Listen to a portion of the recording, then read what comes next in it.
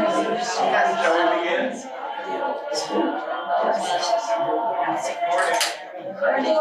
Well, once again, we're delighted and honored to have Jean McCord, this time with her daughter, Sorrel. So welcome, Sorrel, to Covenant.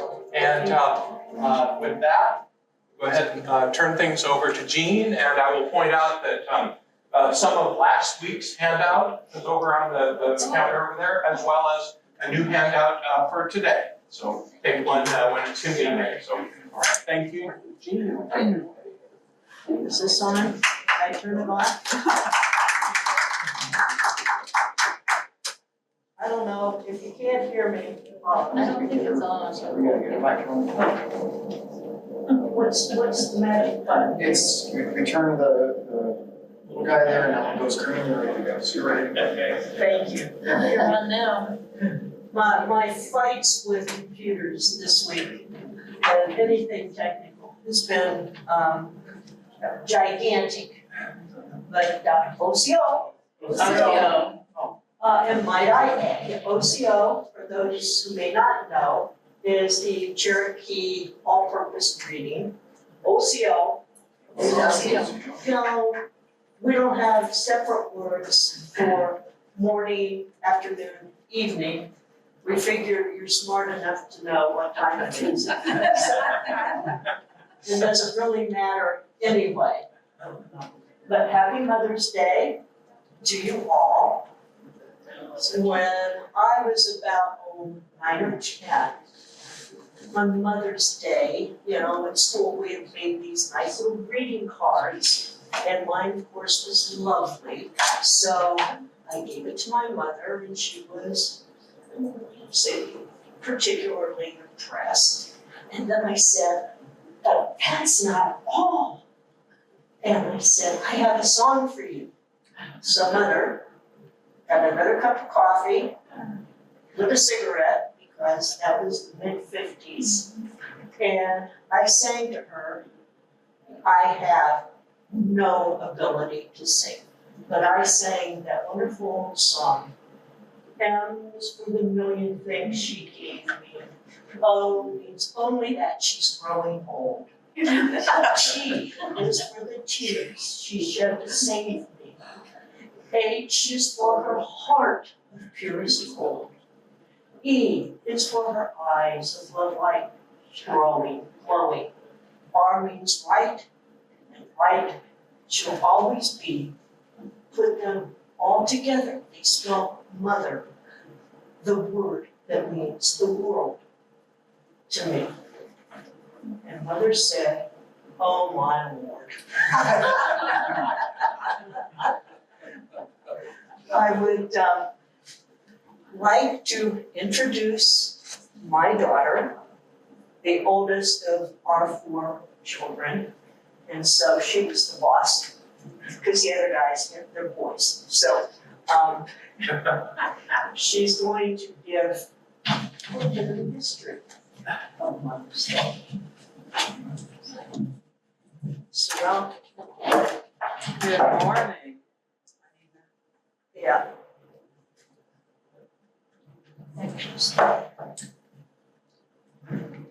You need to just hold it. Hold it. All right, good morning. Morning. So we have done a little research about the origins of Mother's Day. And if we want to go way back, we can go back to ancient Greek, Roman, and Egyptian times and talk about the goddesses there. We won't spend too much time doing that, but that's probably where some of the origins there we go, sorry. All right, I'm used to this. There we go. Origins back at the Greek, Roman, and Egyptian goddesses. So more recently, though, in the mid-1800s is where our traditions of Mother's Day have started. And you may have heard of Julia Ward Howe. She is the author of the Battle Hymn of the Republic, and she was a pacifist and an anti-war activist, although the words of that song don't really reflect that. But she advocated for women's education, and she worked to unite women in the cause of peace. And now while Julia was working on the East Coast, we had Ann Jarvis, who was working in West Virginia. And she was trying to improve health and sanitation during the Civil War. She was also trying to reduce maternal and infant mortality and trying to reconnect families who had been separated during the Civil War. So while she and Julia were both advocating for women's rights, they were suffragists, they were especially interested in the women's right to vote, and they were also active in the temperance movements. So then we have Ann Jarvis. She had a daughter whose name was Anna, and she was very, very involved and caught up in her mother's activism and the work that she was doing. And so after Ann's death, Anna had a special memorial service for her mother, honoring the service that she did. And this was around 1907. And so this idea of honoring mothers started to take off. And soon people were having special events, special days to celebrate their mothers and the work of women in society. Now in 1914, President Woodrow Wilson proclaimed Mother's Day. And I think as soon as you proclaim something, the meaning is lost often. So second Sunday of May, we're going to celebrate mothers. And at that time, they were recognized for the celebrations and contributions of women in society. And then over time, and in Anna's later years, she became so distressed at what had become of Mother's Day that she worked to have it ended, because what was once celebration of women's contributions was more about commercialization and sentimentality over dear old mom.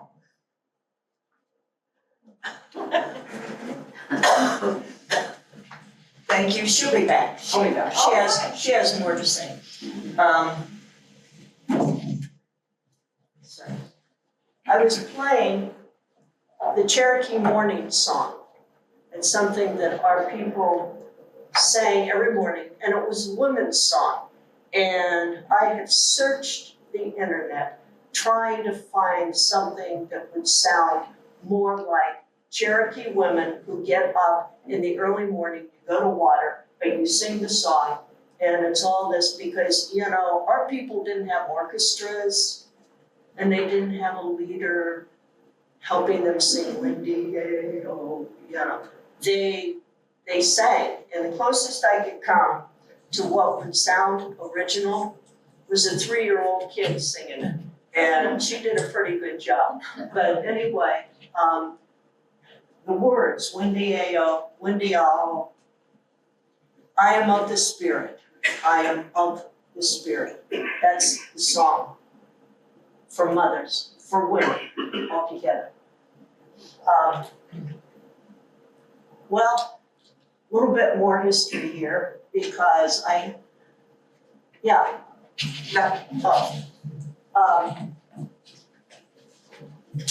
one who believes very definitely we have to know where we've been to figure out where we are now. So it seems that when the first Europeans arrived on these shores, the New World, they brought with them the idea that it was their manifest destiny to bring their religion to all the people who had lived here, these shores, since time immemorial, and had established their own cultures and governments and religions. But manifest destiny was developed to ensure that everyone they came in contact with understood and accepted the fact that white males, sorry guys, were the only ones with intellect, abilities, and knowledge to rule the world. The attitude of superiority was the foundation for the doctrine of manifest destiny. They ignored the fact that the people that they had come in contact with were members of ancient civilizations and had well-established communities and cultures, religions. That these people, these human beings, had learned to live on this land and had no concept of the superiority of one race over another. They defeated us, and I will admit it was their superior germs and their superior weapons that defeated us. As the victors, the white folks had the pen, and the historians and later their anthropologists rewrote our stories through their own worldview, characterized by racial superiority, sexism, monotheism, and materialism, none of which were a part of any of the indigenous cultures. Much of our understandings of history and ceremonies were lost during that great genocide of our people and our ways. They imposed their religion on us because ours was primitive and savage. They taught us about sin, which is not a natural concept for us, and they taught us the inferiority of woman. But in this fine Mother's Day of 2025, let us not dwell on the difficulties of history, but look instead of what we have not lost. There are a number of ways that our ways were not understood and appreciated by the dominant society.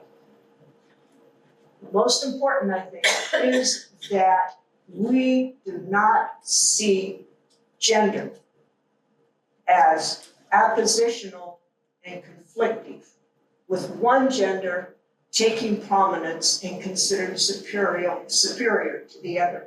We understand that male and female are equal, co-equal, and interactive, and that we strengthen one another and we form powerful and ritualistic bonds that undergird our cultures and give rise to our basic concepts of spirituality. Men and women are not in conflict, except when he tracks mud all over the kitchen floor. May I introduce my husband, by the way?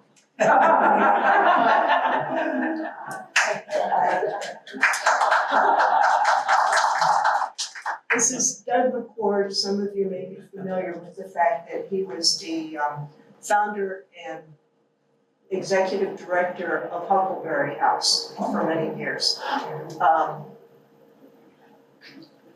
Okay, men are not from Mars, women are not from Venus, as the book implies. Both contribute to the essential elements of bringing wholeness into life. So Cherokee society is matrilineal. We have a saying which drives some of the dominant culture nuts: mommy's baby, daddy's maybe. In other words, family lines are traced through the women. And in the best sense of the word, it takes a village to raise our children. I think anybody familiar with Laura Schlesinger, she would have died over that one. But all the older members of the tribe are considered aunts and uncles or grandmas and grandpas, and our clan mothers or clan members are brothers and sisters to us. So we understood the fact that as parents, it was our job to love our children. But it was the rest of the tribe's job to raise them so that my brothers would raise the sons, teach them, lead them, impart to them the ancient ways. Our sisters would do the same with our daughters. And of course, we would be doing that with their sons and their daughters. That's the way we raised our children. In the 1830s, a man named J.P. Evans, who was a commentator of Cherokee life, he wrote, "Their mode of calculating clan kin I do not understand. I have had it imperfectly explained to me, but it appeared so incongruous that I took little pains to learn it." This day, on Mother's Day, we'll let the men speak for themselves and their spirituality. But for women, it is our gender that forms our spirituality. We are women. The fact that we can bleed profusely at regular intervals and not die is a fact of great power. The fact that we can produce new life is a matter that evokes great respect. We are not simply vessels for giving birth. We are the life givers, and that makes us worthy. Life givers.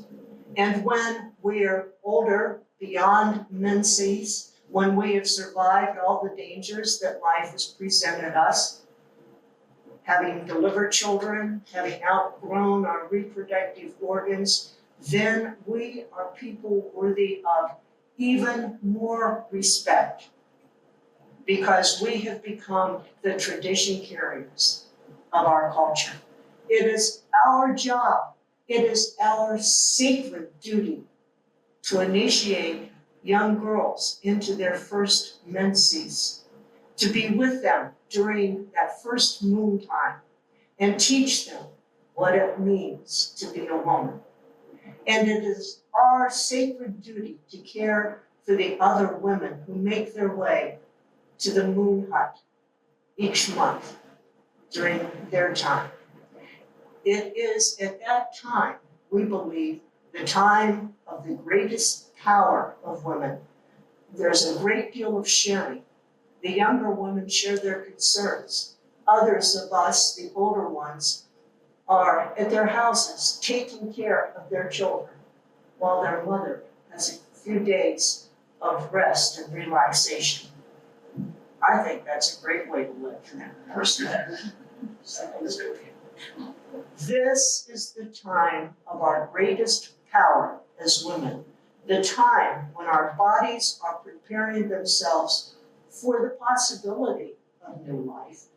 We are not unclean during this time. We are not impure or cursed, such as the dominant society would have.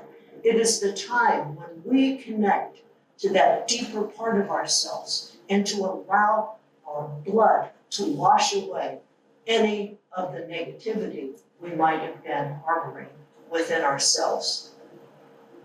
And as Cherokee women, it is the time when we have the greatest power over our enemies. So watch out. Because it is at the time of our greatest power that the young women are cherished and nurtured and taught. Women have always shared their connections and their intimacy. Cherokee women have always understood the great position we play in our society and in our spirituality. Our gender, in and of itself, is conducive to spirituality. We are not in competition with men. We do not need to be chief or priests. They are ceremonial posts that symbolizes spirituality and cohesiveness of culture. We are the life givers who are the spirituality and the cohesiveness of our culture. Although the dominant culture persists in understanding gender as oppositional and conflicting, we must understand that it was not and has not ever been part of our Cherokee society. male and female interacting, complementing strengths and weaknesses from the powerful and ritualistic bonds that undergird our culture. These are what give rise to our spirituality. In order to attempt to recapture our role as women within Cherokee spirituality, it is important to clarify that the nature of Cherokee spirituality is different from Christianity. The nature of religious experience for an Indian is not an emotionally charged revelation resulting in exaltation, euphoria, or repentance. In Cherokee society, spirituality is a part of us from the time of our birth. We did not walk around with our nose in the air being spiritual, acting holy. We were taught at our mother's breast the sacred ways of our knowing. All of our social interactions emerged from a unity that was as much spiritual as it is functional. All that we do has a spiritual component to it. Something as ordinary as extraordinary as putting a baby to breast is a spiritual activity.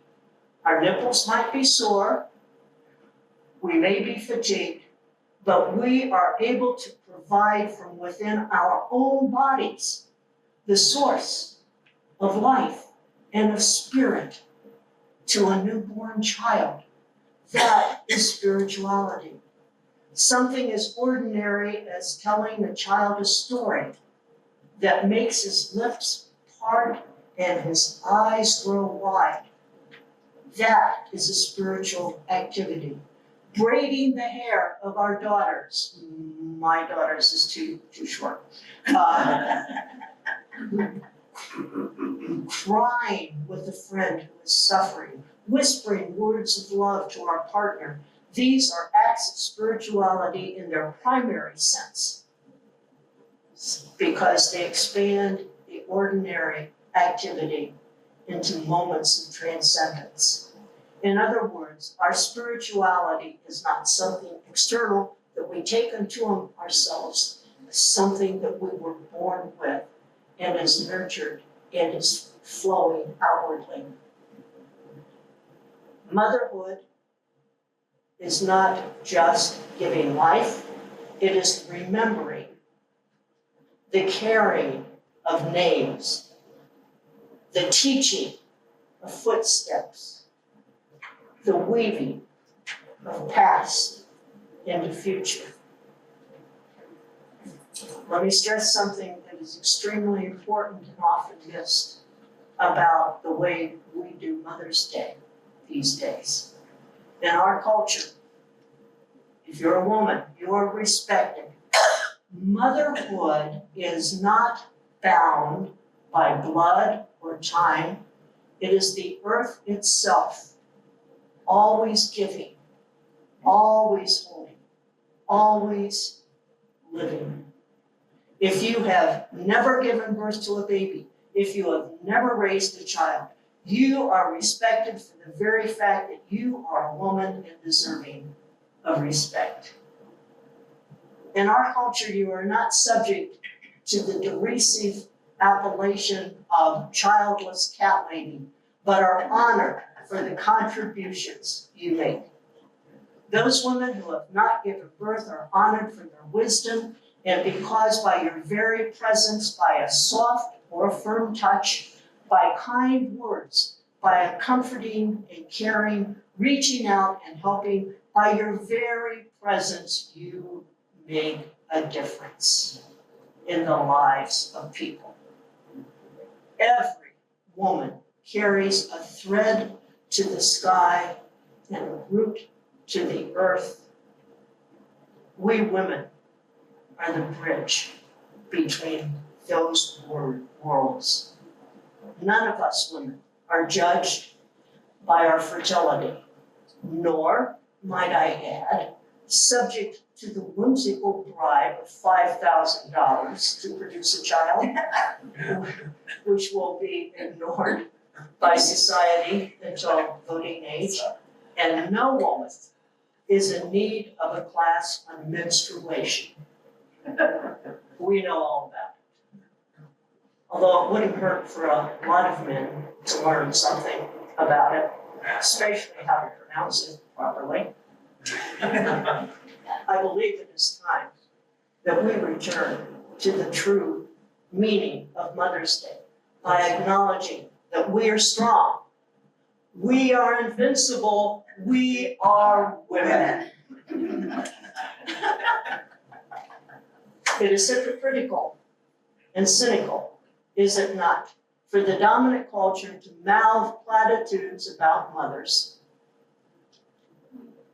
suggest breakfast in bed, Hallmark greeting cards, bouquets of flowers, but the rest of the year to withhold life-saving care for pregnant women, deny access to birth control, cut services for our children, discourage the use of saving vaccines, demonize or disable our differently oriented children.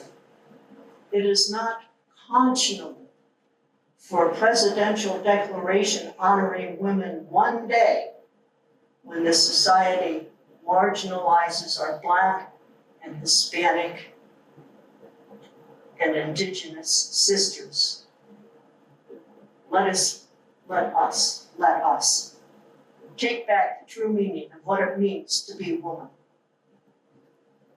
As the old people said, without women, there would be no ceremony, no child, no fire, no breath.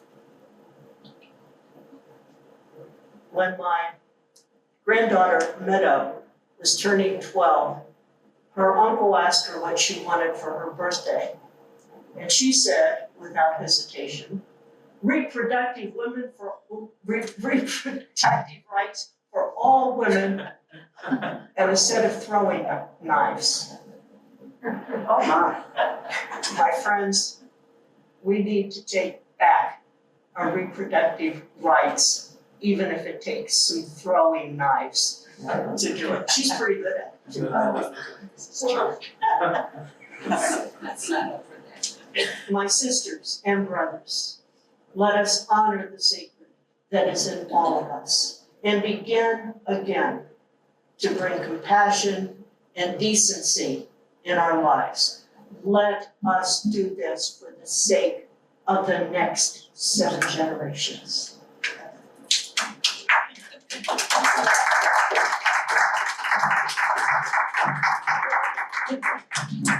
I think Sorrel has a few things to say.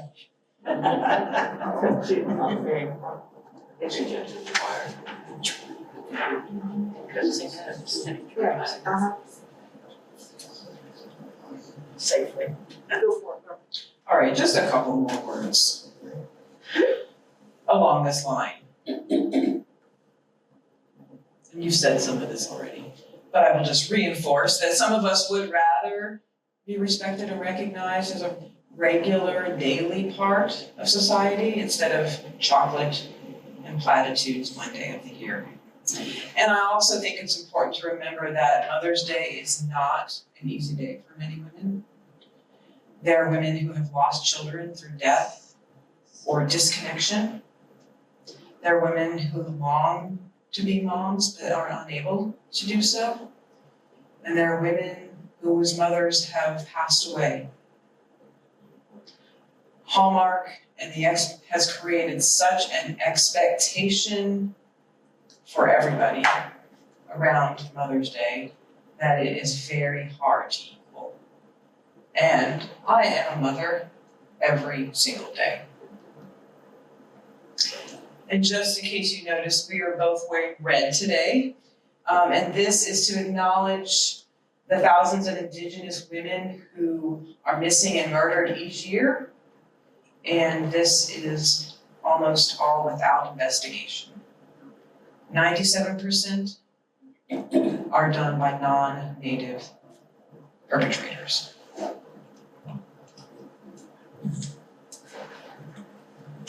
One of the things we wanted to share a little bit of is that as mothers, there are different ways of coming about your children. And in the Cherokee way,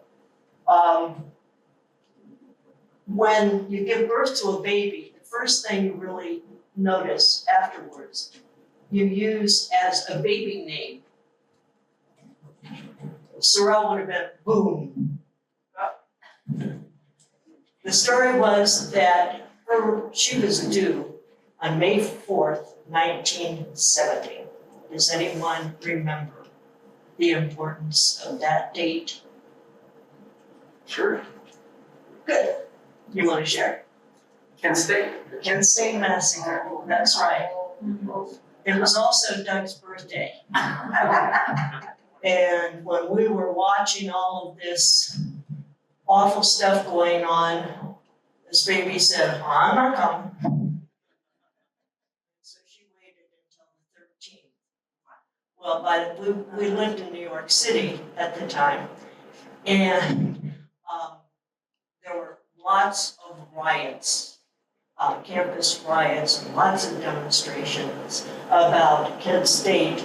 And, and it was really all about the Vietnamese War. It's a lot of anti-war. And so anyway, when it was finally time for her to make her presence known, we were having, I did go to Women's Hospital in New York City, which is associated with Columbia University. And Columbia was especially distressed over all that was going on. So there were lots of riots. So as I was going through labor that night, there were crowds outside, police on horseback, and you could hear the clomping, even though we were on the 4th floor.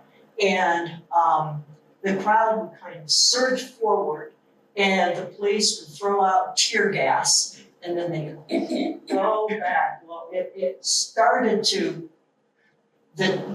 my labor and those activities began to coincide. And I just had this awful thought, what if they come running into this building and they come up here and the police are on their horses running through, chasing them through the halls? Well, that didn't happen. But it was the next morning, it was the morning after she was born, 4 o'clock in the morning, we heard, boom. The students had planted a bomb in the statue of the alma mater in the middle of Columbia University. And soon as that explosion went off, every woman in the maternity ward yelled, my baby! So there was a great deal of confusion inside. That's one way to get a baby. Fortunately, the boys were rather boring. But I want Sorrel to tell her story.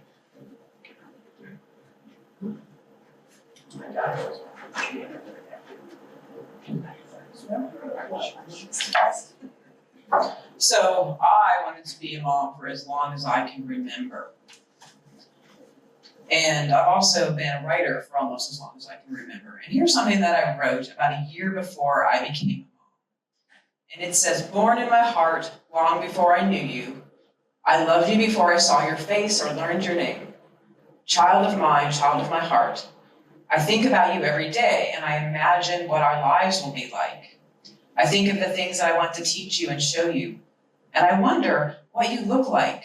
Are your eyes brown? Is your hair curly? You grow more and more in my heart and I can't wait to meet you.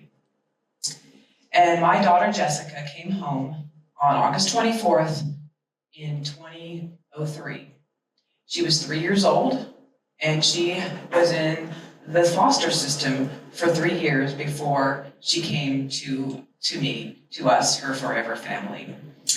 And I remember a few days before she came home, we were having lunch. It was myself, some family, and our social workers. And I was so excited I couldn't eat. And after lunch, I pushed her in a stroller across the street to a park, and that was where it all began. I remember her little green dress and some silly plastic shoes that she was wearing, but I knew that she was my daughter the moment that I laid eyes on her. And about a day later, the social workers and the counties and whoever was involved said, okay, yes, we'll place Jessica with you, but we're only going to put her as a foster child. She is not yet eligible for adoption because there needs to be some medical clearance. There are some unknowns about her medical history. There are no guarantees, they said. Did anybody's child come with a guarantee? Oh, well, I knew in my heart that everything would work out just fine, and it did. And 2 years later, we had her official adoption ceremony, and the judge looked right at Jessica and asked if she wanted me to be her forever family, and she, with a loud, clear voice, said yes, that I was her mommy. And everything has moved forward from there. The other day, I asked Jessica to share with me some of her favorite stories growing up. And so even though she's not here, I'm going to just tell a little memory of hers. She prefers it that way, I think. Yes, so she said, my favorite Christmas Eve tradition was watching the Polar Express with you and with Dad and doing the jig when we were watching the hot chocolate scene. Then you always gave me a Christmas Eve gift of pajamas every year. And then you would read the night before Christmas to me. And this is one of my most treasured memories of the two of us together. Music and dance was Jessica's love language. It still is. Music was our prayer and expression. It was seeds planted. It was roots developed. And if anybody's ever heard the song by Shania Twain, Forever and Always, one day, not long after Jessica came home, this song came on the radio, and she said, Mommy, are you keeping me forever? And I promised her that I would always be hers and she would always be mine. And even though she's 25 and lives in Virginia now, she is still and always will be the daughter of my heart, my soul, and my spirit.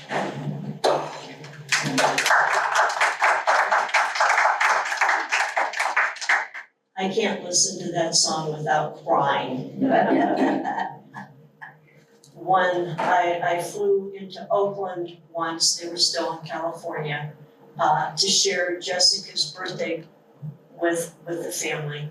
And rented a car, and on the way out, I had to present the papers to some guy at a kiosk. He was an East Indian man. And he said, well, what brings you? He had a beautiful accent, so lilting. And he said, what brings you here? And I said, I'm here for the 4th birthday of my granddaughter. And he got tears in his eyes. And he took a hold of my hand and he said, we have a saying in my country, if you wish to see God, look into the eyes of your mother. And I have a caveat to add. If you wish to know God, look in the eyes of a child. What up? So, any questions? That's a cheery one. Anybody want to Kleenex? With the emotions. Yes. I guess one thing when you were talking about the spirituality of women, all women, I think one of the proofs is women's senses are, especially a smell, 100 times what men's. There's a big difference between women and men, and I can see what you're talking about with spirituality. We're more ceremonial.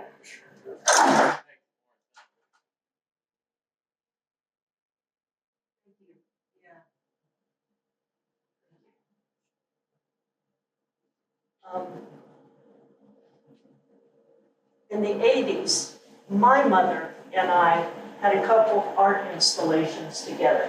And so these two, I can't remember what I named them at the time, because it's been a while ago. But some of the things I was thinking about at the time, mother and the child, the installations were called Mamas and Angels. And so she had her artwork and I had mine.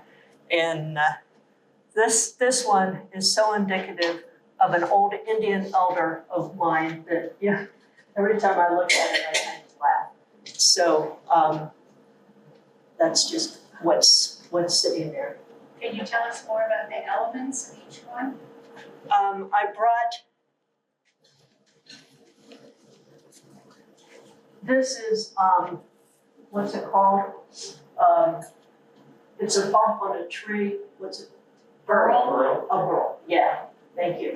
And our son, Seth, cut it and finished it. And this contains sacred elements for smudging, tobacco, sage, sweetgrass, and cedar. And this is a little braid of sweetgrass.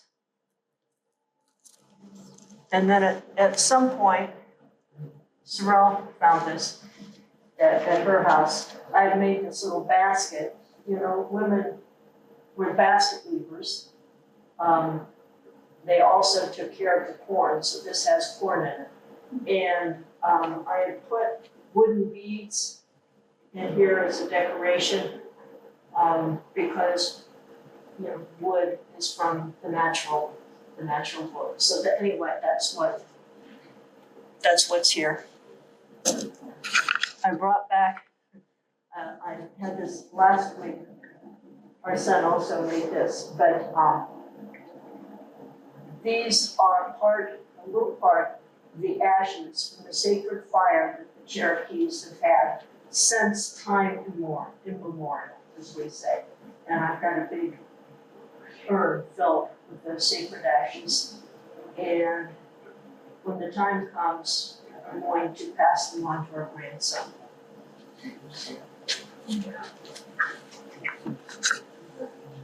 So that's it. Jean, would you share the prayer that you say in the morning on your way out to attend to your animals? You say, you turn to the north, turn to the south. You mean the good prayer, the one, oh. It's so meaningful. And I think it's something that would live within our hearts. I know it does for me. Our bedroom windows face the east, so that when we wake up in the morning, the first thing we see is the sun as it's rising, and we give thanks for the night that we've had. I frequently don't give thanks until I've had 2 cups of coffee. And then I move the way out to feed the animals, which is to the east of the house. And, you know, we honor, have our prayers to the east, to the rising sun, to when, you know, we've gotten through another night, we have a day before us. We turn to the north, and I'm all turned around here, so I think this will be north. We turn to the north, and we are thankful for the cold winds that come in wintertime. I mean, not that part, but we are, because it allows the earth to get a rest. We turn to the west, and the sun goes down at night, and that is when we have our new day. Our days start in the evening, and it starts with your night's sleep. And the west is the way that our spirits will walk when our bodies have decided to have honey. We turn to the south with the warm breezes and give thanks for those. Is that the prayer you're talking about? It's pretty close to the last one.